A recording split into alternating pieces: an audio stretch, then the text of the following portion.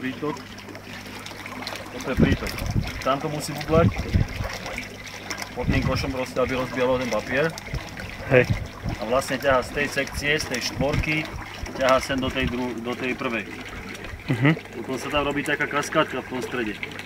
Takže tá kaskáda musí pretekať takto hore.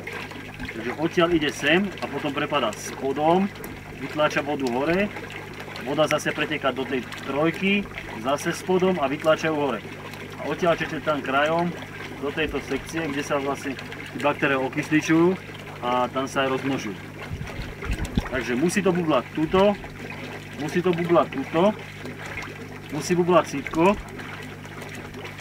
a musí ťahať tú vodu z tej čistej vody, musí vyťahovať to husté na to ďalšie prečistenie cez tú trubku tam. Hej.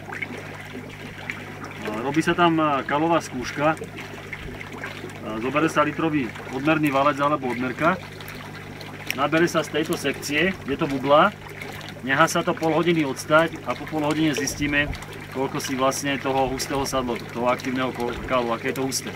Keď si sadne za pol hodinu 3 dieliky, 4, 5, 6 až do 7, ale už keď je 7, už to treba zase odčerpať ten kal. Takže rovnomerne zase s čerpadlom do tejto sekcie, do tej dvojky, trojky a do tejto peťky.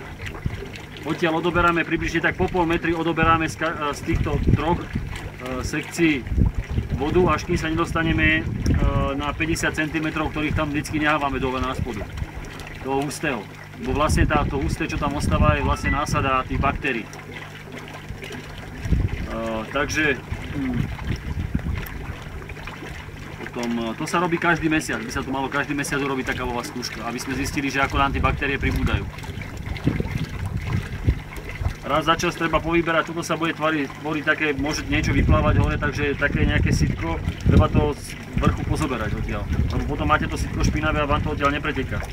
Musí byť priechodné to sitko hlavne. Treba nejakú metlu a treba pobehať po tom sitku, lebo už bol tak nausádzané, že to tadiaľ netieklo, išlo to tadiaľ to vrchom cez ten havarijný prepad.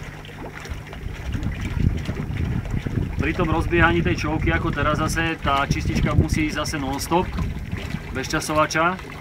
Až potom, keď bude nejakých 4 dieliky na liter usadeného toho kalu, na tej kalovej skúške, až potom si môžete dať ten časovač. Teď vám teraz nastavím ešte nejako. To by malo byť, no, všetko. Musí vlastne bublať, však to som vysvetlil, hej. Musí bublať pod tým košom. Musí ísť tá kaskáda, musí tam prepadať. Keby tá kaskáda sa tam nerobila, že tam neteče, tak je upchatá taká trubka zo spodu dole. To by ste zase zavolali potom servisákovi. Hej. Musí to bublať tuto vlastne, lebo by vám potom smrdelo, keby to neokysličuje. A tam tá bublinka by čistilo to sitko. To je také všetko, čo myslím. Určite. Určite to bude dobré. Tie chumáče, to sú baktérie. Áno, to je zhluk tých baktérií. Takto by to malo vyzerať, tak voda je až moc čistá v strede, taká nebude, ona môže byť trošku žltá, ale malo by to byť takto, že všade ten kál dookola, okrem stredu. Postupne aj farebne. Nie postupne, všade by mal byť taký hnedý. To sa začne prelievať teraz. No to sa zamieša, lebo teraz to bolo vypnuté, takže to sa celé premieša, takže všade bude rovnaký kál do kolečka, akurát v strede by mala byť čistá voda. Vlastne tam sa oddeluje tá voda. Áno. Cez tú malú dierku vrchom. Keby sa vám zdvihla túto hladina, že by vám to cez tú vrchnú pretekalo, tak to znamená, že vnútri túto strede je taká dierka, taká osmičková dierka. Tak treba zobrať nejaký špagát, či nejakú paličku alebo čo a prepchať tú dierku. V strede, čo je z vrchu. Lebo vlastne ono to ide cez tie kolená dve, takto spodom a vypúšťa to cez tú trubku, cez tú dieročku vonku. Od 6 rána, 15 minút to nepôjde, pol hodinu pôjde. Takisto to pôjde celý čas až do nejakej 9 hodiny večera a od 9 pôjde 15, pôjde 15, nepôjde až do rána do 6. Takže. A potom zase za pol roka, či kedy inakšie? Či za mesiac? No to potom sa zistí podľa toho, že či je tam veľa vzduchu alebo málo, alebo ako je to. To záleží od toho, od kalovej skúšky, ako to pribúda a na to je vlastne ten druhý časovač. Tam sú tí štandardy, Tam je štandard -1, -2, -3 a potom je plus 1, 2, 3 a to je, či je tej čovke chýba vzduch alebo nechýba. Keď je žltá voda, žltý kal smrdí, tak sa pridáva.